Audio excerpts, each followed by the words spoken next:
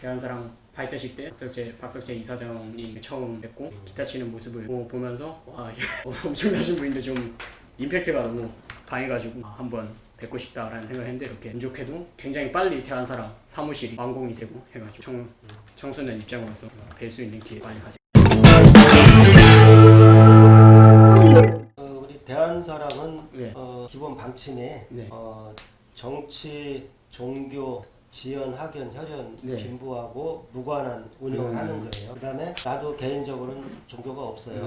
그러니까 사실 나는 절에 다니는 청소년이 오든 교회 다니는 청소년이 오든 아니면 도장에 다니는 청소년이 오든 사원에 다니는 청소년이 오든 아무 상관이 없어요. 네. 다만 우리 대한민국 청소년이면 되고 네. 또 나라에 애국하려고 하는 그 마음가짐만 있으면 돼요. 근데 이제 우리 박군 같은 경우는 민족종교 신자잖아요. 그렇죠. 그래서 대체로 보면 민족종교 신자들의 애국심이 더 많아요.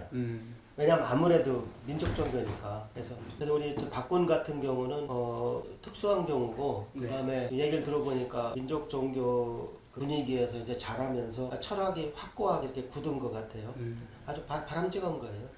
그 다음에 사람은 누구나 잘하는 부분이 있고 못하는 부분이 있어요. 그래서 내가 그러니까 타고나서 잘하는 부분이 있고 아무리 죽어라고 해도 안 되는 분야가 있어요. 그런데 나는 이렇게 생각해요. 자기 능력에 무관하게 올바른 역사관을 가지고 있는 건 그건 누구나 필요해요. 네, 그래서 지금 우리 대한사랑의 가장 원대한 목표는 온 국민이 다 바람직한 역사관을 갖게 만드는 거예요, 사실은. 근데 오히려 잘못된 역사가 완전히 창궐하고 있으니까 오히려 진짜 역사를 하는 사람들이 손가락질을 받아요. 그러니까 쉽게 말해서 눈이 하나 달린 원숭이들이 사는 숲에 가면 눈이 두 개 달린 원숭이가 바보가 되는 거야.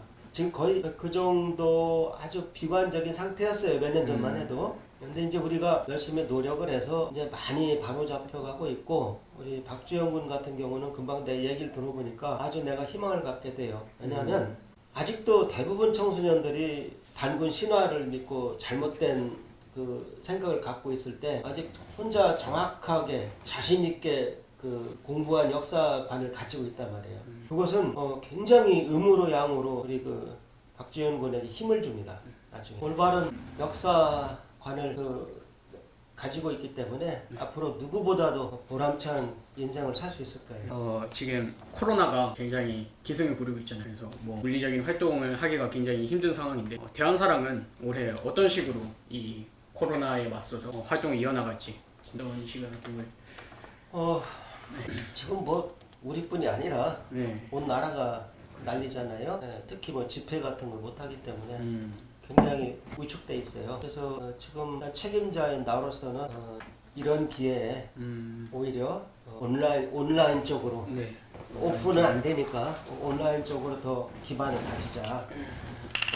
그런 생각을 가지고 우리 본부장님들, 국장님들하고 얘기하고 있어요. 지금 내가 이제 이사장을 맡고 이제 거의 1년이 돼가는데, 우리 박군 덕분에 내가 1년 맞이 인터뷰한다.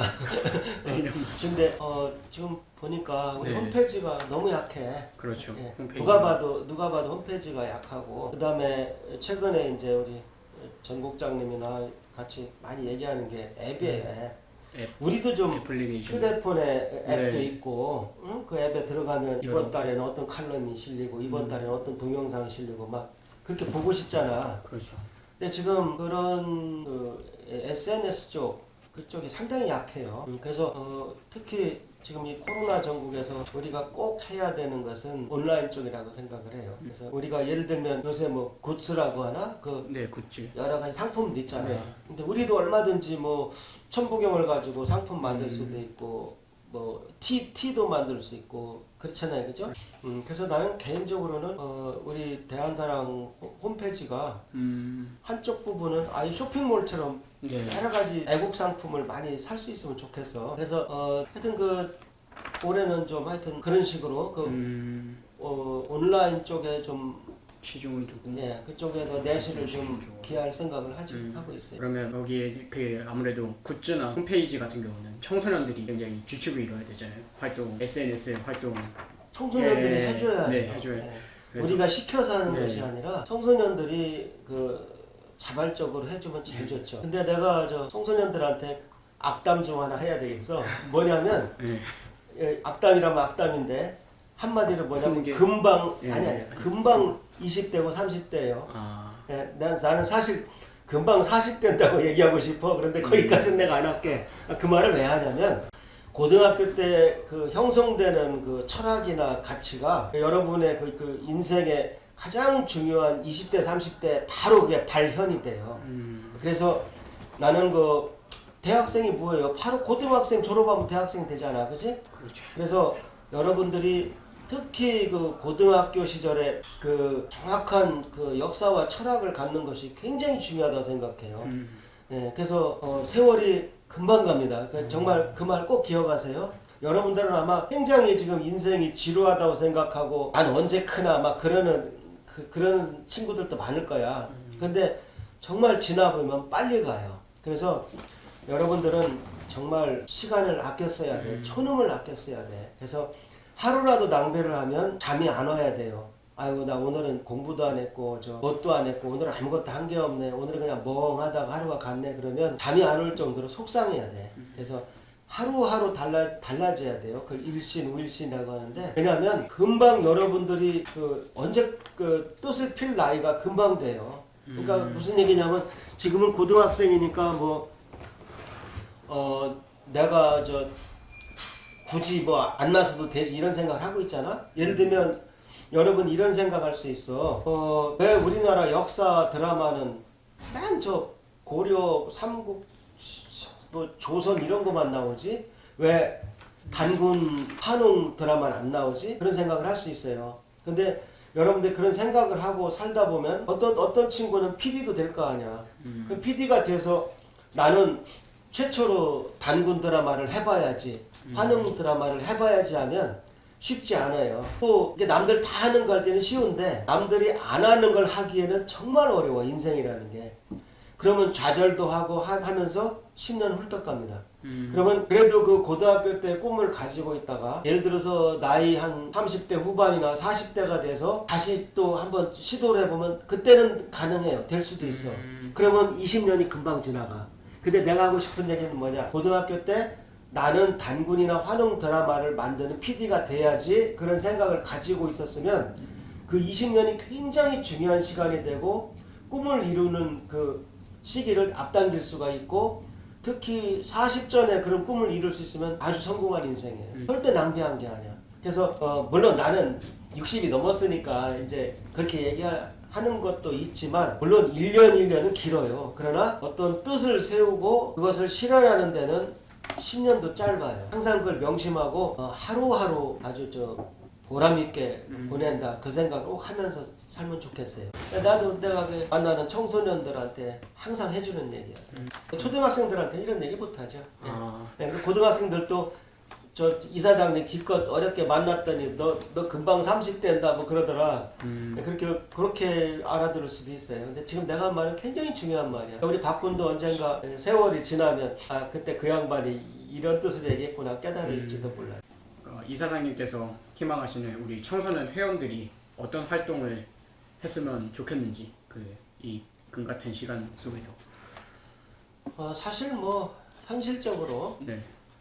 우리나라 대다수의 청소년들이 학교 공부에 치여서 어떻게 보면 뭐 개인적인 시간은 없다고 해도 과언이 아니에요. 특히 우리나라는 전 세계적으로 아주 가장 심한 나라 중에 하나이기 때문에 우리 청소년들이 항상 그 공부 스트레스 때문에 행복하지 않다고 생각할 거예요. 그래서 그러나 이제 그 현실이고 어쨌든 현실 속에서 또 나름대로 그 안에서라도 그래도 또 최고의 보람 있는 시간을 보내야 된다고 생각해요. 근데 이제 그러니까 어차피 개학 중인 그 학기 중에는 그렇게 크게 뭘 할 수가 없어요. 그렇잖아요, 그치? 근데 이제 다만 방학 때라도 단순히 그냥 머리를 식힌다고 그냥 놀러 가는 것보다도 방학 때라도 좀 보람 있는 일들을 많이 하고 그래서 여러분들이 좀 좋은 시간을 보냈으면 좋겠어요.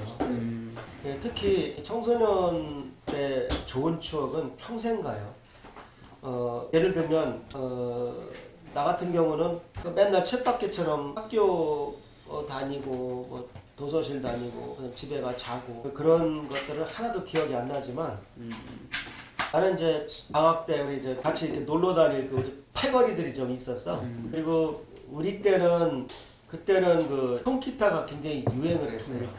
그래서 나는 네. 고등학교 다닐 때 음악 시간에 기타를 배웠어요. 저희도 배우고 있습니다. 그래서 네. 굉장히 내가 음악을 좋아하고 기타 치는 걸 좋아했어요. 그러니까 근데 기타를 집에서 치면 시끄럽다 혼나잖아. 근데 어디 놀러 가서 막 치고 놀면 굉장히 재밌잖아요. 그치? 그래서 나는 지금도 내가 고등학교 때 어디 바닷가에 놀러 가서 그 비바람이 치던 바다 잔잔해져오면 그런 노래 부르고 그 놀던 그 추억을 잊을 수가 없어요. 그리고 그것이 나는 굉장히 긍정적으로 작용한다고 생각해요. 그래서 일반적으로 모든 청소년들에게도 물론 우리나라 청소년들이 공부에 치여서 참 모든 건 다 대학 가서 해라 이렇게 다 미루고 있지만 사실 그때 꼭 해야 되는 게 있어요.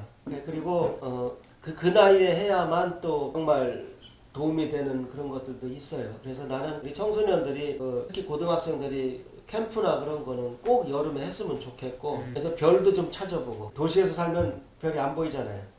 그러니까 그런 데 가서 별도 좀 찾아보고 캠프파이어도 해보고 거기서 다 같이 한번 합창도 해보고 꼭 그러기를 나는 원하고 싶어요.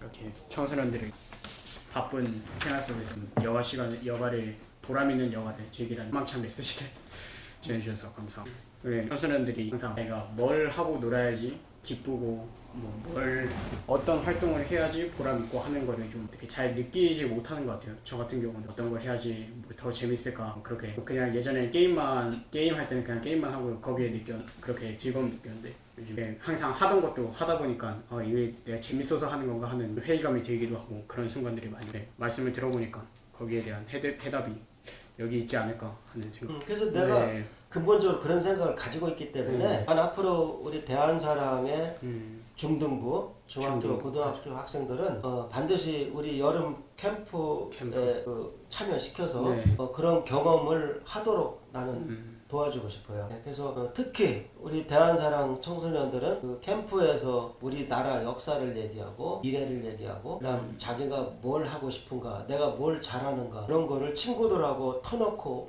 얘기도 하고 그래서 정말 여러분 장래 도움이 되는 그러한 우리 동아리 활동을 하도록 유도할 계획이에요. 감사합니다. 근본적인 의문인데 이사장님께서는 천문학이 전공이신 걸로 알고 있습니다. 근데 대한민국 역사에 관심을 가지게 된 이유가 어떤 계기로 인해서 역사에 몸담으시게 됐는지. 그러니까 나도 네. 전형적인 식민사학을 배우고 자란 세대예요. 그래서 근데 이제 내가 자랄 때는 환단고기 같은 책이 없으니까 얼마나 잘못됐나 자체를 몰라요. 그냥 그런가 보다 하고 이제 자랐고 그다음에 이것이 지금 내가 배운 역사가 잘못됐다는 생각 자체를 할 기회가 없어요. 계기도 없고. 그래서 어떻게 보면 오히려 그냥 학교 성적을 잘 받으려고 공부한 게 역사죠. 연표나 외우고 쓰잘데없는 연표나 외우고 몇 년도에는 뭐가 어쩌고 그거 외워서 뭐예요? 찾아보면 검색하면 다 나오는데 중요한 것은 역사라고 하는 것은 이제 정신이죠. 그러니까 예를 들어서 우리 집 같은 경우 가족사는 옛날에 다 못 살았어요. 옛날에는 다 가난했어요. 그래서 자녀들을 대학에 보낸다는 생각 자체를 못했어요. 옛날에는 특히 시골에서는. 근데 내 부모님은 내 자녀들만큼은 꼭 대학에 보내야 되겠다는 철학을 갖고 계셨어요. 그러면 박군이 한번 생각을 해봐. 우리 집의 역사라는 게 우리 집이 몇 년도에는 여기 살다가 몇 년도에는 이리 이사가고 언제는 이리 이사가고 지금 어디 산다. 그게 우리 집의 가족사 역사야? 아니면 우리 집 역사에서 가장 중요한 것은 우리 부모님의 자식들을 꼭 교육시켜야 되겠다는 우리 부모님 철학이야. 어느 게 더 중요해요? 연표는 중요한 게 아니에요. 그러니까 거기서 가장 우리 가족사에 중요한 것은 우리 부모님 생각이야. 그렇죠? 그럼 우리나라 역사도 어떻게 보면 몇 년도에 조선이 생기고 몇 년도에 고려가 생기고 물론 연표도 중요해. 태종, 태세, 문단세 외우는 것도 중요해. 그러나 제일 중요한 것은 우리가 어떤 민족이었고 어떤 나라였고 어떤 나라를 세워서 여기까지 왔는가. 우리 조상들은 어떤 영광이 있었고 어떤 흑역사가 있었고 그걸 다 알아야 자신 있게 얘기를 할 수 있는 거죠. 내가 제일 가슴 아픈 게 뭐냐면 미국에 사는 동포들이 그런 얘기를 하는 거야. 우리 아들놈이 이제 취직을 했어요. 그래서 출근을 했는데 중국 친구가 있더라는 거야. 근데 그 중국 친구는 나쁜 뜻을 한 것이 아니라 걔도 늘 지가 듣던 대로 그냥 무심코 너희 대한민국은 몇천 년 동안 우리 제후국이었다며 그냥 얘기하니까 자기 아들이 뭐 녀석아 하고 자리를 박차고 일어났는데 그 다음 할 말이 없더라는 거야. 뭐 녀석아 하고 일어나긴 했는데 공격을 못하는 거야. 그러면서 나한테 묻는 거예요. 박사님 같으면 그럴 경우 뭐라고 하시겠어요? 얼마나 어려운 질문이야. 그 대답할 사람 많지 않을 거야. 근데 난 처음엔 굉장히 당황했어요. 그 질문에. 근데 딱 생각나는 게 진화더라고. 중국 사람들이 자기 나라를 진화라고 불러요. 근데 진화할 때 지자가 본부 지부할 때 지자야. 가지 지자야. 그러니까 본 가지, 본 나무 둥치가 아니라 가지라는 뜻이야. 너희 스스로 왜 진화라고 부르냐? 나 같으면 그렇게 반박했을 것 같아. 너희는 옛날에는 너희가 가지였지 너희가 본 줄기였던 적이 없다. 그러니까 그 당시는 뭐 조선 때 우리나라가 소중화를 꿈꾸고 우리는 작은 중국만 돼도 원이 없겠다 하던 시절이 있었어. 인정한다. 그러나 옛날에는 그렇지 않았다. 너희 중국은 상고사가 없다. 나 같으면 그렇게 대답할 수밖에 없을 것 같아. 그래서 여기 보너스를 얘기한다면 그래서 나는 우리나라 화폐에 세종대왕님은 빼고 그냥 모화 사상을 가지고 있던 시대 인물들이 1,000원짜리, 뭐 5,000원짜리, 뭐 5만원짜리 쭉 계속 있어서 난게 좀 개인적으로 불만해. 세종대왕님은 괜찮아. 근데 왜 훌륭한 분들 많은데 그렇죠. 왜 하필 우리 민족 혼이 가장 눌려있던 조선시대 인물들을 화폐로 쓰는지 날 이해할 수가 없어요. 예를 들면 종묘사직이란 말 있잖아. 그 굉장히 중요한 거. 연속극에서 보면 신하가 폐하 종묘사직을 위해서 이런 말 하잖아요. 그죠? 종묘는 뭐 이렇게 쭉 모셔놓은 건물이지만 사직이라는 거는 그거 곡식 모아놓은 거거든. 그러니까 우리는 하늘에 죄를 못 지내니까 땅에다 죄를 지내는 게 사직이에요. 종묘사직이랄 때. 그러니까 그게 참 그런 것이 자존심 상하는 거지. 그러니까 천재는 하늘의 아들 천자, 중국의 천자나 지내는 거고 우리는 땅에다가 그냥 기도하고 사는 거야. 그러니까 어떻게 보면 그런 것들은 굉장히 민족의 자존심적인 문제죠. 그래서 특히 조선시대는 우리가 지신한테 죄를 지낸 그 제후국의 그거를 그냥 이렇게 쭉 지켜왔다는 것 자체가 나는 국헌이 제일 죽었던 시대라고 나름대로 해석을 합니다. 그래서 이제 나도 그냥 우리 세대 지금 뭐 우리 57년 닭띠, 58년 개띠 그냥 우리 다 그렇게 살아왔어요. 그렇게 공부하고. 근데 이제 나는 아주 훌륭한 후배 천문학자를 몇 명 이제 같이 하고 있어요. 이제 그 중에 한 사람이 1년 후배 나대일 박사, 3년 후배 박창범 박사 두 분이에요. 나대일 박사는 개인적으로 또 대전고등학교 후배고 또 서울대 천문학과 후배라 아주 친한 후배예요. 나대일 박사는 타고난 사람. 아주 그 친구가 이미 내가 박사 받기 전에 유학 가서 대학원 때 미국 워싱턴 DC에서 하는 학회에서 만났는데 그랬으니까 그때가 언제예요? 86년 정도 돼. 이미 그때 나한테 와서 환단고기 얘기를 하고 그 역사를 바로잡아야 한다는 얘기를 나는 나대일 박사한테 처음 들었어. 그 전까지는 나도 아무것도 몰랐어요. 그 나대일 박사가 이제 학회를 갔는데 내가 침대에서 이제 이렇게 누워서 TV 보느라고 리모컨 갖고 이렇게 하고 있는데 들어왔더라고. 그래서 형 자 그러면서 오길래 들어와 잠깐 이제 얘기하고 가려고 내 침대 모서리에 앉았어요. 근데 그 자세에서 나는 이러고 TV 끄고 나대일 박사 쳐다보고 나대일 박사는 침대 모서리에 앉아서 새벽 아마 7시까지인가 그냥 그 자세로 밤새 얘기를 했어. 그때는 내가 환단고기를 모를 때라 들었어도 기억이 안 나는데 거의 다 환단고기 얘기했어요. 이 친구가 그래서 그 얘기를 그러니까 아마 거의 8시간 9시간을 중간에 화장실 갔나 기억도 안 나. 하여튼 그 얘기를 들은 거야. 환단고기 북콘서트라 그거야 둘이서. 그래서 난 나대일 박사를 참 좋아했고 그 다음에 이제 나대일 박사가 박창범 후배를 설득해가지고 그 두 분이서 한국천문학회에서 가장 훌륭한 논문 오송치료 논문을 썼어요. 그래서 그때 이제 그게 1993년이에요. 그러니까 둘이 이제 한국 들어와서 논문 쓴 게 1993년이야. 그러니까 내가 나대일 박사하고 환단고기 얘기를 처음 한 건 1986년 정도 되고 내가 박사를 87년 했으니까 아마 86년일 거예요. 잊어버리지도 않아. 워싱턴 DC의 더블트리 호텔이라는 호텔이었어요. 그래서 이제 관심을 갖기 시작했는데 나는 이렇게 천문으로 연구할 거리가 이렇게 많은 줄 몰랐어요. 근데 그때는 내가 이제 내 한국천문연구원 전신 천문대 들어간 지 얼마 안 돼가지고 할 일이 너무 많았어. 내가 막 일 만들어서 막 했어요. 내가 천체사진 공모전도 만들고 별축제라는 말을 처음으로 도입해서 관측회 행사도 하고 천문역 달력도 만들고 하여튼 내가 굉장히 일을 많이 했어요. 교사 연수도 하고. 그러면서 잠깐 관심을 접었었는데 나델 박사가 요절했어요. 나델 박사가 일찍 죽고 이제 박찬범 박사만 남았어요. 근데 간간히 박찬범 박사가 이제 식민사학자들한테 공격받는 거를 이렇게 목격을 했어요. 그래서 나델 박사는 굉장히 사람이 활달하고 받아치는 것도 잘해요. 아마 나델 박사가 살아있었으면 지금 우리나라가 지금보다 훨씬 나을 거예요. 앤 역량도 대단한 사람이었어. 이 친구도 수염도 쫙 길르고 아주 멋있어. 근데 정말 천재는 뭐 일찍 죽는다는 말이 맞는지 하여튼 일찍 죽었어요. 그리고 박찬범 박사는 굉장히 실력 있는 천문학자인데 내가 봐서는 좀 내성적이야. 내가 좀 어려운 후배예요. 친한 후배는 아니야. 근데 그런데 그 공격받고 하는 걸 이렇게 쭉 목격을 하니까 한편으로는 몸이 움츠러지더라고. 이거 괜히 편하게 사는데 이런 얘기하면 오히려 피곤하구나.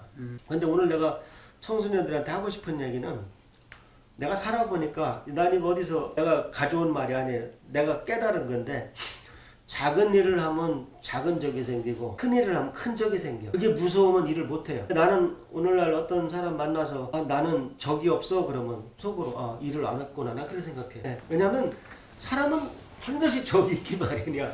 의견이 다르거나 뭐 뜻이 다르거나 뭐 아까 내가 얘기한 정치, 종교, 지연, 학연, 혈연, 빈부 중에 뭐가 몇 개 안 맞거나 꼭 안티는 있기 마련이에요. 어떻게 그걸 설득해서 내 편을 만들어가느냐. 그게 곧 정치고 교육이고 모든 것이에요. 어떻게 보면. 근데 어쨌든 그래서 나는 그 당시에는 별로 그런 걸 하고 싶지가 않았어요. 근데 내가 이제 어렸을 때부터 천문학자가 되려고 결심하고 살다 보니까 남보다 책을 많이 썼어. 내가 남보다 논문을 많이 쓴 건 아닌데 책은 많이 썼어요. 왜? 나 이런 거 안다? 이렇게 잘난 척 하려고 그런 것이 아니라 우리 때는 천문학 책이 없었어요. 우리 때는. 근데 내가 초등학교 때 얼마나 당돌을 했냐면 없으면 내가 만들지 뭐 이렇게 그런 그 돈키호테 같은 생각을 가지고 있었어. 내가 지금도 초등학교 때 만든 천문학 책이 몇 개 남아 있어요. 근데 나중에 내가 중학생 때 이런 책이 있었으면 얼마나 좋았을까. 내가 고등학생 때 이런 책이 있었으면 얼마나 좋았을까 하는 게 그런 게 많더라고. 그래서 이제 쭉 책을 쓰다 보니까 이름이 나름대로 이리저리 알려져 가지고 이제 어느 날 이제 EBS에서 내가 강연할 기회가 있었어요. 그때 내가 최근에 상생방송에서 했던 그 하늘의 역사 10부작하고 제목이 똑같은 강의를 했어요. 이번에 상생방송에서 한 게 시즌2야. 그러니까 내가 시즌1을 끝내고 나서 더 공부도 하고 여러 가지 바로 잡고 해서 다시 의욕적으로 한 게 이제 시즌2예요. 근데 그때 내가 한번 잠깐 좀 힘든 결정을 하나 했어요. 그게 2013년인가 그래. 뭐냐면요. 오성출 얘기를 하고 싶은 거야. 근데 이 얘기를 하면 또 구설수에 올라. 그다음에 또 여러 가지 별로 좋지 않아요. 예, 그런 일을 치러야 돼. 근데 나는 사람이 살면서 뱃속 편한 게 제일 중요하다고 생각해요. 사람이 뭐 돈도 많으면 돈 많으면 좋아. 돈이 적은 게 좋다는 건 그건 거짓말이에요. 자본주의 세상에서 돈이 많으면 좋고 뭐 공부만 잘하면 좋고 다 좋아. 그런데 나는 제일 중요한 것이 뭐 도둑질을 하거나 나쁜 일을 해서 불안하게 살고 그럼 뭐예요? 아무리 지위가 높으면 뭐해? 사람은 자기가 뱃속이 편해야 돼. 그래서 이제 근데 내가 그때 나름대로 옳은 결정을 내렸다고 생각하는데 환단고기 얘기를 해야 오성치료 얘기를 해야 내가 뱃속이 편하겠더라고. 괴로운 거보다 뱃속 편한 게 더 중요한 거 아니에요. 그 다음에 이제 어려운 말로 곡학아세란 말이 있어요. 내가 항상 좌우명처럼 받드는 말인데 곡학의 학문을 곡 키워서 곡학아세 세상에 아부한다. 그러니까 내가 공부한 것이 옳다고 생각하는 것도 내가 세상에 내가 돈을 벌거나 잘 보이거나 인기를 얻으려고 그걸 엉터리로 돌려서 얘기하는 걸 곡학아세라 그래. 그러니까 내가 만약 오성치료를 거기서 빼버리거나 다른 얘기를 하면 곡하가세 하는 거잖아. 난 옳다고 믿는데. 그래서 그때는 내가 잠시 그러니까 고민한 거 자체가 나중에는 좀 부끄럽더라고. 바로 얘기했어야 되는데 그때 PD분한테 이 부분은 절대 편집하지 말라고 내가 신신당부를 했어요. 그래서 당시만 해도 EBS 같은 공중파에서 환단곡 얘기한다는 게 쉬운 일이 아니었어요. 그래서 어쨌든 이제 그게 방송이 되니까 아니나 달라 이제 박창범 박사한테 가했던 많은 화살들이 이제 나를 향해 오더라고. 그래서 이제 조금 좀 그냥 지금까지 순수하게만 살다가 남한테 싫은 소리 한마디 안 듣고 살다가 이제 한번 그걸 당해보니까 점점 세상이 이제 무서워지더라고요. 그래서 그러나 어쨌든 나는 내가 옳은 일을 했다고 생각을 했고 그다음부터 이제 내가 계속 이제 오성치를 얘기하고 다니고 그렇게 했어요. 그러다 보니까 물론 나는 어떻게 보면 아무리 좀 우리 후배 천문학자지만 남이잖아. 그러니까 남의 치적을 얘기하고 다니니까 나도 참 착한 사람이죠. 근데 좀 오히려 오해도 받겠더라고. 아 자기가 책임을 안 지니까 맘 놓고 얘기하나 보다 그럴 수도 있잖아. 아 나도 좀 연구를 해서 나도 결과를 좀 내야 되겠다. 그리고 내 거를 당당하게 얘기해야 되겠다 그런 생각도 들고요. 최근에도 지금 그 생각에 변함이 없어요. 난 지금도 공부하고 있어. 뭐 요번에도 좋은 거 하나 찾은 것 같아요. 네. 근데 그건 나중에 얘기하고. 그래서 이제 나도 공부를 하기 시작을 했어요. 그래서 그 당시에는 이 힘든 게 뭐였냐면 그 당시에 나와있던 환단국의 책들이 참 읽기가 어려웠어요. 무슨 말인지 모르겠어요. 읽어봐도. 그래서 나는 그때가 아마 2011년 이전이죠. 그런데 알다시피 환단고기가 1911년에 나와서 100주년이 되던 해 2011년에 등산도 안경전 종도사님께서 역주본을 냈어요. 나는 처음에 얘기했지만 난 종교가 없어요. 종교가 없지만 등산도 종도사님을 난 정말 존경하게 됐어요. 네, 그 역주본을 보면 정말로 박사 30명보다 나은 거야. 박사 30명보다 나은 거라고. 야 어떻게 그리고 더더구나 종교를 하시는 분이 포교를 하고 그런 일에 신경을 더 쓰셔야지 왜 역사 바로잡기를 하시냐고. 그거를 또 세상이 얼마나 무서운지 알아요? 그거를 또 그 훌륭한 것을 어떻게 비방할 수 있는지 알아? 저 양반은 포교의 역사를 이용한다 이렇게 얘기할 수도 있어요. 그러면 또 듣는 사람들은 다 고개를 끄덕끄덕해. 역사를 이용해서 포교하는 것은 옳지 않다. 맞는 말 같잖아요. 누가 들어도 그게 맞는 말 같잖아. 그러니까 훌륭한 일도 그렇게 왜곡시킬 수 있는 것이 인간사예요. 그게 정치야. 근데 나는 이해관계도 없고 당시만 해도 아무런 이해관계도 없고 오로지 그 읽기 어려웠던 환단고기를 사진과 함께 해설을 600페이지나 넣어서 그렇게 훌륭한 책을 만들어준 분을 존경할 수밖에 없더라고. 그 책을 보니까 아 이게 그런 내용이었구나 그런 내용이었구나 하는 것을 순식간에 다 깨닫게 되겠더라고요. 내가 그 책을 읽고 개천기를 썼으면 개천기를 더 재밌게 썼을 거야. 근데 나는 다른 환단고기를 읽고 내가 개천기란 소설 첫 판을 나도 2011년에 냈어요. 그러니까 내가 의식적으로 그렇게 한 건 아닌데 내가 한국천문연구원 원장이 2011년 5월에 끝나면서 갑자기 시간이 많아지고 아주 행복하더라고. 그래서 원장 때 계속 공부해서 메모해 놨던 것을 정리해서 무슨 개천절이 있는 나라가 개천기란 소설이 없어 하고 자랑스럽게 개천기 초판을 내놓은 게 2011년 가을이에요. 11월이야. 그러니까 나도 의도하지 않게 환단곡이 100년이 되던 해 종도사님 환단곡이 초판하고 거의 같은 시기에 나왔어. 아 신기하더라고. 그래서 개천기를 세상에 내놓고 종도사님 역주본에 시작품 같은 것이 2011년 가을에 나왔어요. 공식적으로는 아마 초판 일세가 2012년으로 돼 있을 거야. 2011년에 그 책을 보면서 내가 얼마나 후회했나 몰라. 개천기를 1년만 더 있다 쓸까. 그래서 하여튼 나중에 이제 뭐 이런 걸 다 반영해서 어떻게 해야 되겠다는 계획을 나름대로 또 세우고 있어요.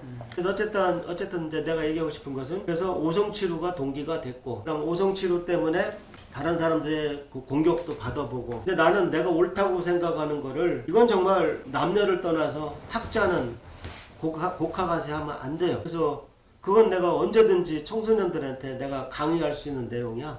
그래서 이제 그런 생각을 가지고 하다 보니까 자연스럽게 역사에 몰입하게 됐어요. 이건 좀 제 개인적인 제 개인 진로에 대한 고민이어가지고 아니에요. 나는 저 한문을 잘하는 사람들 제일 부러워요.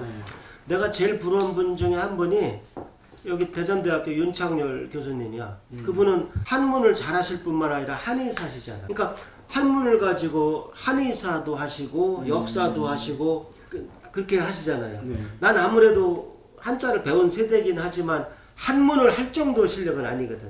내가 중국어를 하는 것도 아니고. 그러니까 오히려 그러면 우리 윤창렬 교수님 같은 분을 롤 모델로 삼으면 돼요. 근데 하나 오해하지 말 것은 천문학자들 중에 역사에 관심이 있고 한자까지 이렇게 하는 사람은 거의 없어요. 나 때문에 오해를 하지 말아요. 천문학과는 물리학과하고 똑같아. 거의 비슷해. 그러니까 천문학과에 가면 오종치를 하는 게 아니에요. 네, 그러니까 그건 오해하면 안 돼요. 나는 내가 오히려 돌연변이 가까운 사람이야. 다른 우리 내가 한국천문연구원에 가면 내 후배나 이런 사람들이 날 이상하게 봐. 우리 원장님은 저 이상한데 빠지셔가지고 뭐 이런다니까. 그러니까 내가 객관적인 천문학자 모습은 아니에요. 그 착각하면 안 돼. 이건 편집하지 말고 꼭 넣어놔요. 감사합니다. 마지막 내용은 조금 간단하고 좀. 아니 기타 갖고 왔다며. 네, 기타에 대한 내용인데 이 사장님께서 그 제가 대한사랑 발대식 때 기타 치는 걸 처음 배고 처음 배웠을 때 아니 기타를 이렇게 딱 메고 나오시는데 저거? 네. 굉장히 연세가 지긋하신 분이신 것 같은데 저렇게 힙한 기타를 이렇게 보통 기타 하면은 일렉보다는 일단 어쿠스틱 통기타 생각하냐. 근데 일렉 기타를 이렇게 나와서 연주하시고 그냥 그 모습 하나만으로도 좀 대단하신 분이구나 하고 분위기가 살짝 압도되는 느낌이었어요. 그래서 그걸 보고 기타를 그 다음에 이렇게 여러 설명 들어가지고 기타를 좋아하신다고 들었는데 한번 방금 그때 시대상이 들어보니까 기타가 한창 유행이었던 거로 좀 답을 유추할 수 있지만 그 기타를 언제부터 치셨고 얼마나 좋아하신지로 좀 그것도 치게 되신 계기까지 들을 수 있습니다. 나는 내가 몇 개는 잘하는데 음악도 좀 타고난 것 같아요. 그러니까 나는 저 초등학교 다닐 때도 무슨 노래든 들으면 개명을 알았어. 그 자리에서. 그래서 실제로 어떤 일이 있었냐면 내 노래가 기억나. 그 희고 노란 꽃나비 봄바람 타고와 그런 노래였어. 그런 노래 있었어요? 없어졌나 이제? 근데 그 노래를 학교 선생님께서 이제 개명창을 시키는 거야. 솔미라 솔미레도 레미파미레 솔 애우게. 근데 나는 그걸 왜 개명창을 따로 부르는지 이해를 못했어. 그래서 이제 선생님한테 선생님 개명창을 왜 일부러 따로 해요? 갔다가 한 대 맞았어. 잘난 척하지 마 녀석하고. 그래서 그다음부터 음악 얘기를 한동안 안 했는데 나는 다른 사람들이 다 그냥 들으면 다 아는 줄 알았어요. 근데 그러다 보니까 내가 굉장히 음악성이 있더라고. 그걸 또 타고났더라고. 그래서 난 지금도 알람이 딴따단 따딴 딴딴딴딴딴 하면 솔미도라 솔파 솔파레미 금방 개명도 알고 키도 알아요.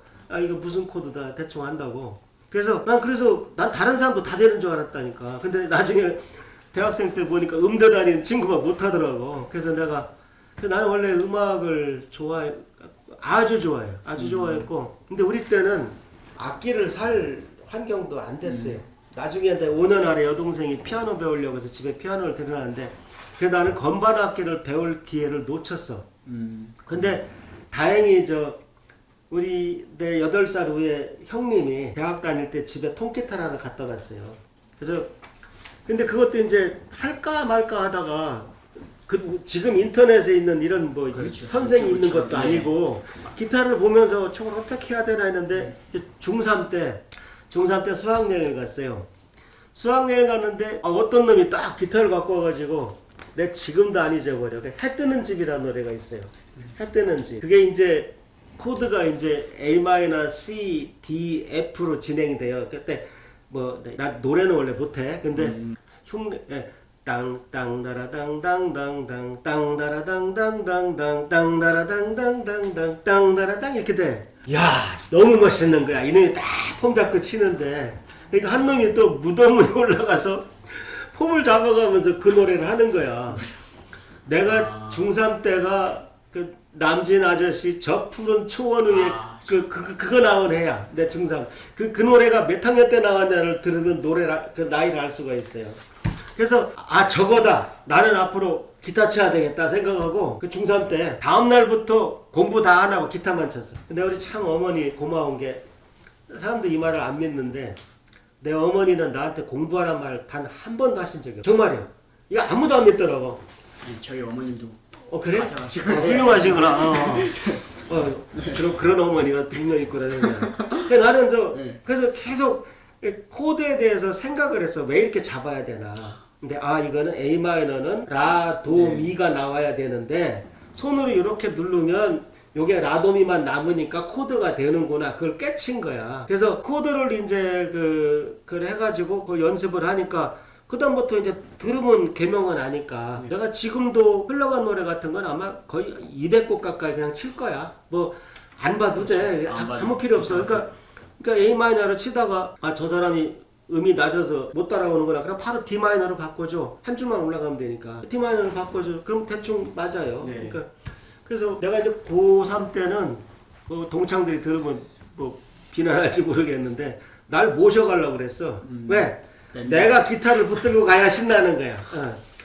내가 가서 기타를 쳐야 뭐 음도 맞고 뭐 그런 거야. 그래서 한 고등학교 2학년 때까지는 여름방학마다 그냥 놀러가고 갔다 와서 냄비를 갖다 새까맣게 태워갖고 와서 어머니한테 혼나고. 지금 생각하면 그까짓 그 냄비 하나 갖다 버리면 그만인데 옛날에는 살림이 다 퍽퍽 했으니까. 그래서 하여튼 그래서 나 기타는 내 인생에서 절대적인 그러니까 나는 횟수로는 뭐 기타 친 지는 거의 40년이 넘었죠. 40. 근데 40년을 매번 친 건 아니지. 요새는 거의 안 쳐요. 근데 그래서 가끔은 이제 사람이 살다 보면 진짜 고독할 때가 있어. 이거 마누라한테 얘기도 못하고 힘들 때 그냥 연주하고 그러면 굉장히 도움이 돼요. 그래서 기타는 나한테 뭐 절대적인 존재예요.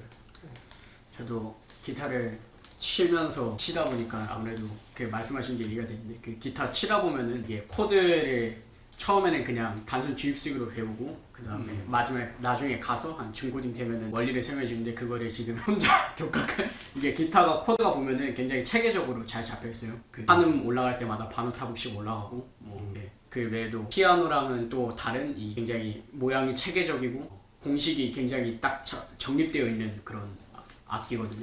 뭐 좀 안다. 그래서 그거를 저도 처음 이렇게 하신 거죠. 코드가 성립되고 이렇게 줄이 바뀌면서 음이 어떻게 되는지를 저도 하이 코드라는 걸 배우면서 처음 배웠는데 듣고서 와 굉장히 엄청난 악기구나 하는 걸 배우면서 느꼈거든요. 근데 그거를 혼자 독학하셨다는 게 저는 사실 들어오면서 믿기지가 않아요. 정말 말도 안 되는 재능을 가지셨다고 제가. 근데 이제 문제는 우리 문제는 너무 장르가 달라서 그렇죠. 나는 요즘 청소년 전혀 모르니까. 근데 우리 때는 나도 아이돌이 있었어요. 더 벤처스라는 악단이 있었어. 벤처스가 이제 양반들이 나보다 언제냐면 4.19 직후에 대박이 났던 밴드예요. 그러니까 내 형 세대야. 그러니까 이게 진짜 오래전 얘기인데 우리나라가 4.19 혁명 이후로 사회가 굉장히 자유로워졌어요. 그래서 그때 유행한 게 트위스트야. 하여튼 여기저기 다 트위스트를 추는 거야. 근데 그때 그 트위스트 반주에 나온 곡들이 이제 샹하이드 트위스트라고 있어. 그걸 사람들이 진짜 상하이를 오해를 하더라고. 그게 샹하이드 트위스트인데 그 샹하이드는 중국 상하이가 아니야. 근데 자꾸 그냥 이제 상하이 트위스트라고 자리를 잡았어요. 지금 처음 알았어요. 상하이 트위스트. 샹하이드예요. 샹하이드. 근데 상하이 트위스트하고 뭐 파이프라인 그다음에 뭐 오공수사대 뭐 그런 걸 연주한 기타 악단이 있어. 바로 아까 내가 얘기했던 해 뜨는 집도 그 사람들이 연주를 했어요. 그 사람들이 내 우상이었어. 그래서 내가 이제 우리 형 고등학생 때 따라가 보면 그 당시 전축이야. 그 전축으로 그 벤처스 곡을 틀어놓고 막 추고 있는 거야. 그럼 거기서 이제 형 친구 하나가 담배를 다 꼬나물고서 앰프키 또 어디서 났나 몰라 그때. 그거 딱 치고 있는 거야. 따다다다 따다다다다다다다다 장자라장자 치는 거야. 그 형이 그렇게 멋있는 거예요. 그러니까 그래서 어렸을 때는 그런 걸 보고 자랐다가 중3 때는 수학여행 같이 간 친구 놈들한테 야, 저놈 자식 나보다 공부도 못하는 게 언제 저렇게 해 뜨는 집을 그걸 쳤지? 나 저놈 이길 수 있어 하고서 다음 날부터 기타만 쳤다니까 한 달은 그랬을걸. 그러니까 그게 재밌더라고. 그래서 나는 그래서 기타를 치라는 뜻이 아니라 그래서 하여튼 그 청소년 때 이제 이렇게 기타를 치면서 같이 놀러 다니던 그 추억이 너무 좋은 거야. 그리고 나중에 우리 마누라를 내가 애들 말 꼬시려고 할 때도 많이 기타를 들려주고 그랬어요. 내가 대학생 때 우리 마누라 들려주려고 그때 알람브라의 해상인가 그것도 트레몰로를 그냥 손톱이 떨어져 나가도 연습해가지고 앞에서 마치 늘 쳐온 것처럼 치기도 하고 그랬던 기억들이 좀 나. 그래서 막 우리 마누라도 나보다 그 기타 친 게 더 좋았을지도 몰라. 그래서 인생이라는 게 네. 그런 거예요. 예. 그래서 그다음에 내가 했던 최고의 연주는 우리 내가 이사장이 되기 전에 전진대가 있었잖아. 전진대. 우리 전진대를 김구 기념관에서 할 때 내가 우리 거기서 내가 개천가 반주를 했었잖아. 그게 내가 한 최고의 연주 같아. 그럼 제가 처음으로 뵌 게 최고의 연주를 제가 딱 배워서 임팩트를 너무 잘 쓰시더라고요. 그래서 처음이자 네. 마지막이고. 근데 나중에 그래서 이제 우리 고등학교 후배들이 하는 그 밴드를 만나서 나보다 4년 아래 후배들이 프렌즈라는 그룹을 하고 있더라고. 그래서 거기 내가 이제 세컨 기타로 참여를 하면 그때는 이름이 닥터 블랙홀 앤 프렌즈로 바뀌어. 후배들이 나한테 양보한 거지. 내가 별명이 블랙홀 박사니까 내가 별명이 블랙홀 박사기도 하고 그래서 내가 검정색을 참 좋아해요. 그러니까 옛날에 칼 세이건이라는 천문학자가 항상 오렌지색을 입고 다니면서 옐로우 칼이라는 별명을 가졌었어. 내가 그걸 본딴 거지. 아니, 또 뚱뚱하니까 검정색 입으면 안 뚱뚱해 보이거든. 그래서 내가 검정색 자켓, 검정색 이 티를 굉장히 좋아해. 좀 음침하긴 하지만 난 오히려 깨끗한 것 같아요. 그래서 간제의 상징이죠. 그래서 그다음에 이제 그래서 나는 기타도 좋고 뭐 손풍금도 좋고 뭐도 좋고 다들 음악을 좀 했으면 좋겠어. 그래서 이제 이렇게 청소년들이 그다음에 난 이런 생각도 해요. 그럼 나는 어떻게 보면 거의 손자 손녀뻘인데 같이 할 수 없느냐? 그런데 캠프송 같은 거는 클래식이 있어요. 애나 어른이나 남녀노소 다 좋아하는 노래가 있어. 비바람이 치던 바다 싫어할 사람이 누가 있어. 그러니까 그래서 내가 지난번에 정읍역사천문학교에서 몇 개 선곡을 해서 이렇게 해봤어. 그러니까 그 자리에 있던 사람들은 가족 간에 아빠 엄마랑 같이 막 노래 한번 해본 거야. 사람이 살면서 아빠 엄마하고 같이 캠프 가서 불가에서 노래할 기회가 누가 있어요? 거의 없잖아. 그게 오히려 가족 화목에도 기여할 거 아니야. 그래서 나는 그건 만병통치약이라고 봐요.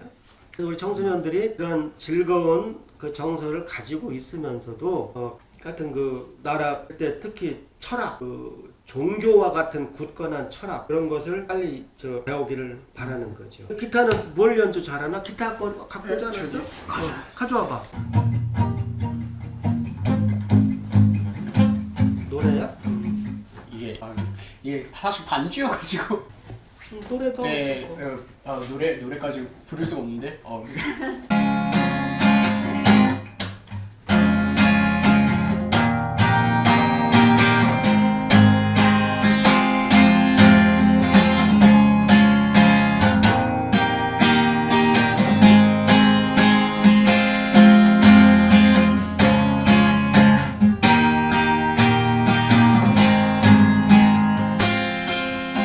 다른 곡 치는 게 나을 잘 치네. 네, 이 곡이 반주를 치니까 쇠줄을 그렇게 하니까 신기하다. 나는 쇠줄은 철저하게 피크로 치고 나이론줄은 철저하게 손톱으로 쳤는데 그럼 제가 그냥 이 곡은 살짝 해서 연주곡을 내가 최근에 클래식 기타 전문 연주가를 알게 됐거든. 네가 혹시 클래식 하면 나중에 내가 소개해드릴게. 제가 좋아하는 이거는 지브리 애니메이션의 하울의 움직이는 성 OST 중 하나 인생의 회전목마라는 곡인데 한마디도 못하고 네. 해봐. 맞아. 해봐.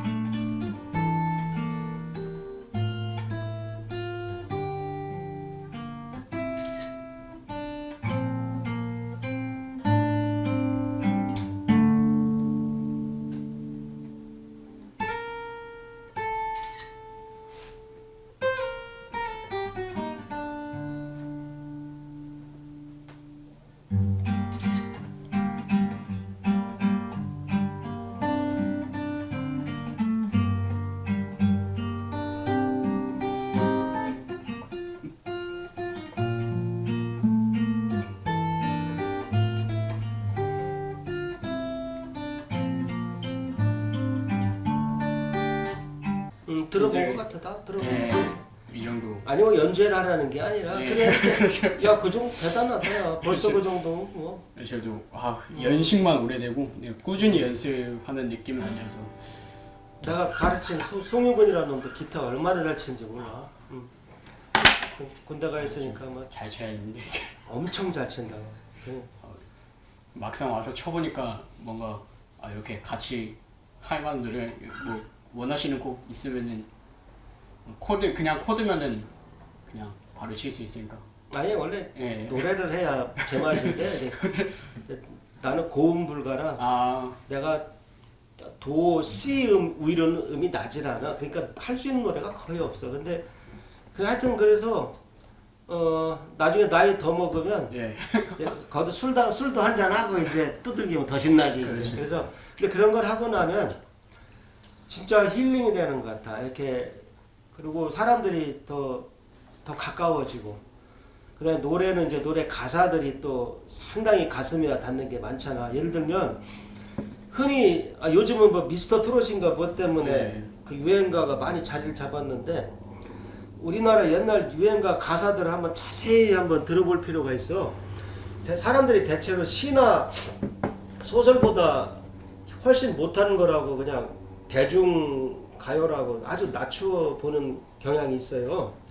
근데 그렇지가 않아. 그 흘러간 노래 같은 것들은 그냥 이렇게 연주만 들어도 그 가슴이 짠한 것들도 많아. 그래서 하여튼 그 흘러간 노래 같은 것도 자꾸 연습을 해봐. 물론 요즘 세대들은 너무 차이가 나서 안 할지 모르겠지만. 이게 뭐 기타 같은 경우는 옛날부터 지금까지 쭉 그 기타 곡이라고 하면은 좀 그런 거 비바람이 치는 바람도 아직까지 기타에서는 치고 있고 해서 기타는 조금 세월의 흐름을 그렇게 많이 만든 것 같진 않아요. 항상. 그래서, 통기타 같은 경우는 항상 치는 곡이 일정하고 명곡이 정해져 있기 때문에 옛날 정읍역사천문학교에서 내가 교재로 노래책을 그러니까 남녀노소 다 부를 수 있는 노래가 있어요. 바닷가의 추억이라든가 뭐 저 별은 나의 별하는 거라든가 두 개의 작은 별, 그러니까 가족이 싱얼롱해서 괜찮은 노래들 그런 것도 하면 좋아.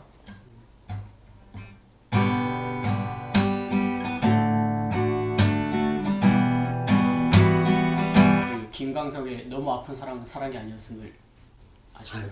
나 모르겠다. 김광석 그러니까 너랑 나랑 너무 차이가 나가지고 근데 예. 그래서 내 생각에 그 캠프송 그 노래책 같은 걸 만드는 것도 굉장히 중요한 일 같다. 그러니까 중등 캠프 그러면 애들만 학생들만 가서 노래하는 게 아니라는 거야. 나는 선생님들 뭐들 다 같이 해야 된다는 거야. 그래서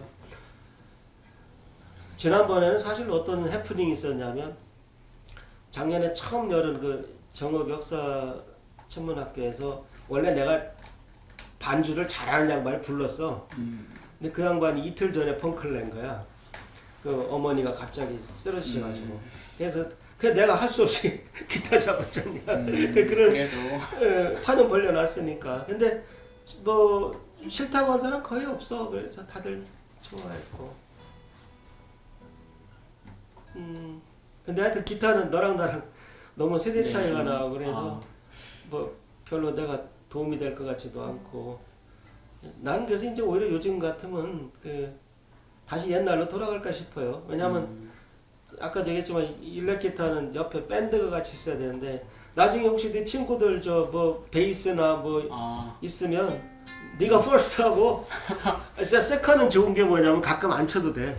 그러니까 너 놀아도 되고. 그러니까 근데 이제 공명을 뭐 우리가 창작해서 해도 되고 뭐 지금 우리 대한사랑 회원들이 즐겨 부를 노래도 몇 개 없는데 나도 요새 곡이 잘 안 만들어진다 가끔. 그래서 근데 뭐 즐겨 부르든 말든 좀 만들고 싶은 욕심은 있는데 그렇게 하고 흘러간 노래 같은 것도 너무 무시하지 말고 뭐 벤처스는 그쪽에서 안 해도 되고 클래식 기타도 손가락으로 하는 거는 하면 좋아요. 그것도 좋고. 근데 나는 선천적으로 손이 작아. 그래서 이게 안 잡혀. 저도 예, 굉장히 작은 거기도 큰 건 아니네. 예, 엄청 근데 나도 손이 작아서 이게 안 닿는 게 많아. 그래서 클래식은 하다가 거의 포기했어. 이 손이 작아서. 예, 근데 그냥 피크로 하는 거는 좀 하지. 그렇죠. 속주 같은 경우는 피크로. 음. 저도 손이 작아가지고 기타 칠 때 좀 불편함이 있었는데 그것도 치다 보니까 사실 마지막에 가서는 아 그냥 다 노력하면 되는구나라는 아니, 나는 여기서 우리 여기 사무실에서 네. 기타 소리도 좀 났으면 좋겠어. 여러 명이 와가지고 합주도 하고 지금 저 내 82학번 후배 정규성 교수라고 건양대학교에 있는데 화학과 교수님인데 그 친구들하고 옛날 내가 대학생 때그 고등학생들 데리고 별 보러 가가지고 날씨가 흐리길 기대하는 거야. 왜? 맑으면 별 봐야 되잖아. 그러니까 날씨가 흐리면 이제 신난다 그러고 이제 기타 치고 노는 거야. 그 친구들이랑 이제 뭐 가장 쉬운 뭐 밤과 꿈이라든가 그런 거 둘이 같이 연주하기도 하고 이제 그래서 나는 청소년들한테 진짜 음악을 강권하는 사람이야. 강권하는 사람. 근데 하여튼 다들 공부에 치여가지고 그 다음에 이제 대체로 부모님들이 애들이 기타 많이 치면 갖다가 저 버릴 거야. 뭐 이놈 자식 기타를 뽀개 버리거나 뭐 하시겠지 부모들이. 근데 물론 학생이 해야 될 공부를 기본적으로 해야 되지만 어지간하면 좀 그냥 놔뒀으면 좋겠어. 애들이 또 마음도 달래고 뭐. 아 내가 또 요새 50견도 있어갖고 이게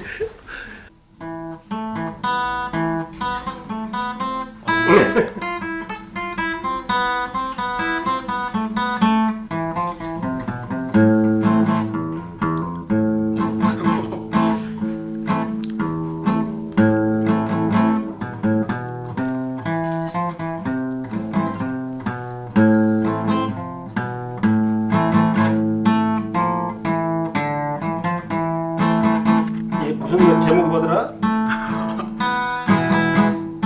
목포의 놈이다.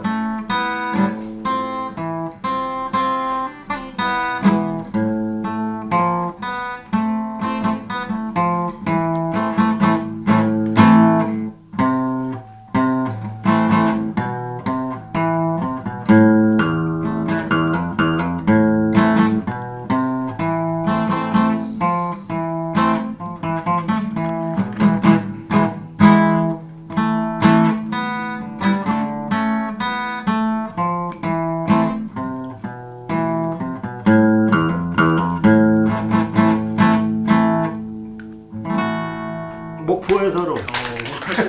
나는 뭐 역시 기타는 몸이 기억한다가 맞는 것 같습니다. 나는 흘러간 네. 노래는 들으면 다 해. 옛날에 또 호텔 캘리포니아가 좋아하나? 호텔 캘리포니아. 요 비에다 좀 껴봐라. 예.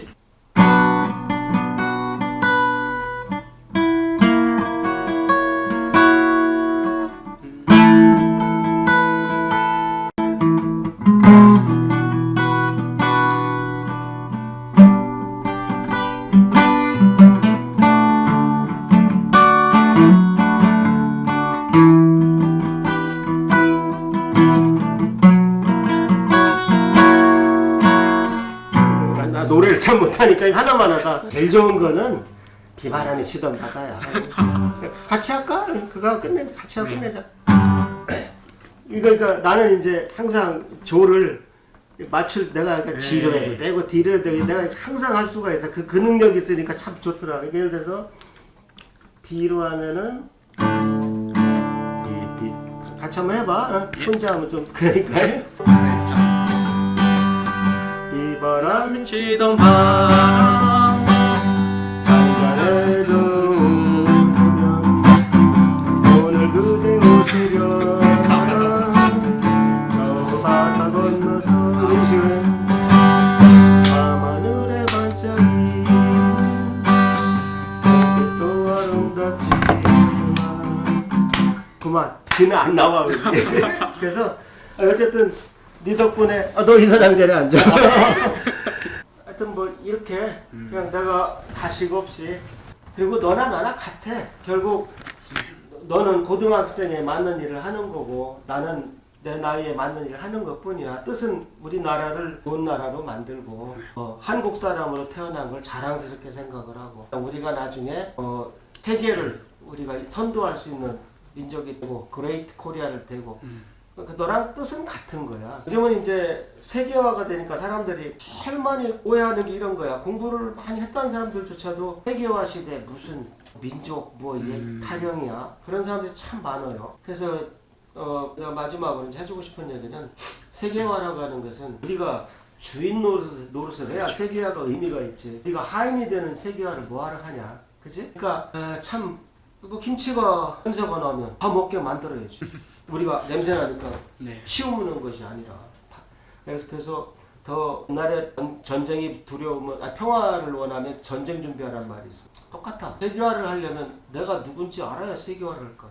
그러니까 세계화이기 때문에 민족의 전쟁성화를. 하여튼 이제 물론 이제 주영이 세대가 이제 나중에 30, 40대가 되면은 이제 많이 지금보다는 훨씬 나을 거야. 지금은 힘들어. 비방하는 사람도 많고 욕하는 사람도 많고. 근데 내가 정말 신기한 거는 환단고기는 정말 잘못 알려져 있어.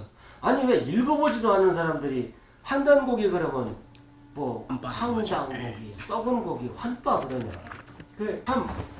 그 홍범도 장군 같은 분들이 독립군이 뭔 돈이 있었겠어. 그분들이 돈을 내서 우판을 사서 30권 찍고 그래서 역사를 겨우 보존시켜 놨더니 그거를 후손들이 황당고기, 썩은 고기 하니 지하에서 통곡하시지 않겠냐. 사람들이 참 부화내동을 잘해. 부화내동.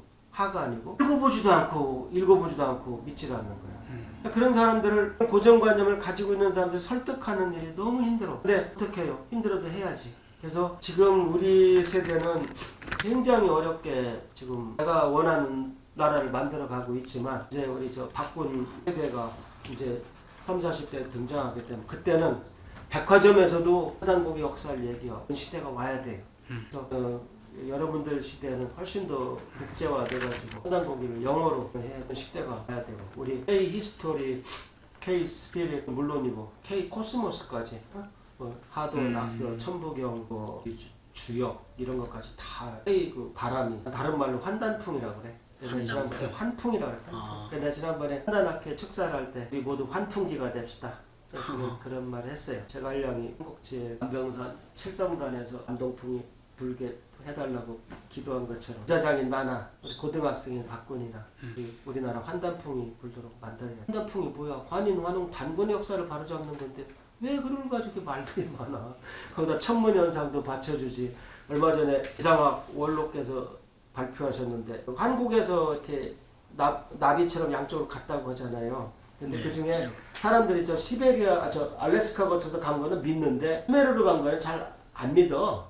근데 이번에 그분이 발표한 내용이 수메르 쪽에 간 그거를 기후학적으로 설명할 수 있다는 거예요. 거기다 아드요셉 하나 또 새로 찾은 게 있으니까 기대해. 그래서 어쨌든 환단고기 역사가 옳다고 확신을 하고 중국 사람을 만나면 야 너희는 막 상고사가 없어 자신 있게 말할 수 있는 세상이 우리 대한 사람이 꿈꾸는 세상이에요. 그래서 우리 오늘 박군이 대표로 와 있지만 우리 대한사랑 중등부 회원들은 앞으로 누구보다도 잘 놀고 공부도 잘하고 눈이 살아있고 부모님이 굳이 걱정 안 해도 되는 인생을 좀 나중에 세계가 다 거인 것처럼 세계 시민이 된 상황에서 우리가 선도할 수 있는 어른들이 되게. 아까 벤처스는 맨 이런 거야. 이런 거 저 뭐지? 하나 이런 거 좀 많이. 이게 다 벤처스 거예요. 이게 다 벤처스 거예요. 아니면 이런 거 이거 이런 거. 그래서 그건 그렇고 야 너 배짱 대단하다. 이 녀석 이사장 자리에 아주 편하게 앉아있네. 너 나중에 앉아. 조금 시간 되어도. 너는 될 것 같아. 적응을 잘하는 게 좀 굉장히 무서운 자리다. 우리 오늘 박군 만나서 잠깐 옛날 생각도 좀 해보고 나도 오히려 힐링이 됐어요. 오히려 박군이 나 힐링 시켜주고 제목을 대한사랑 힐링 캠프로 바꾸죠. 근데 올해는 나는 꼭 하고 싶은데 지금 코로나가 더 심해지면 정읍 역사천문학교를 못 하니까 그게 좀 내가 좀 걱정이에요. 지금 내가 올여름에 그 청소년들 꼭 캠프를 공학의 그 고장 정읍에서 하고 싶은데 올해 기회가 있을지 모르겠네. 그러면 하늘의 뜻이지. 또 짧아가지고. 거기 연습 네. 좀 해가지고 와서 예. 거기서 멋있게 한번 연주해봐. 지식이라는 게 얇아가지고 그냥 입에서 나오는 것이 아니라 완전히 숙성이 돼서 나오면은 그래서 듣는 사람이 달라. 딱 고수구나 그 느낌. 깊이 있는 사람이 돼. 그게 남자고 여자고 그게 최고의 매력 같아. 그래 뭐 내가 대한사랑 이사장 자격은 있는 것 같으냐? 이거 대답 네가 뭐 기대한 기대한 제가 대답이 나왔어? 사실 그 중간에 느낀 게 그 일 하시는 게 확실히 추진력이 남다르신 것 같아가지고 이게 뭐 가식 같은 게 아니고 그래서 대한사랑 사무실이 이렇게 빨리 생긴 게 아마 박석재 이사장님 덕분이 아닐까라는 꼭 그런 건 아닌데 생각이 듭니다. 하여튼 네가 거짓말 안 한다 해? 국화 가서 안 하네. 그래 너는 이대로만 커라. 이대로만 크면 돼. 아마 큰일 할 것 같다. 좀 더 열심히 학교 공부 잘하고. 네. 오늘 너무 그래. 뜻깊은 말씀 감사합니다. 네. 와줘서 고마워. 네. 너무 어색하다. 재밌네. 다음 주 또 하자.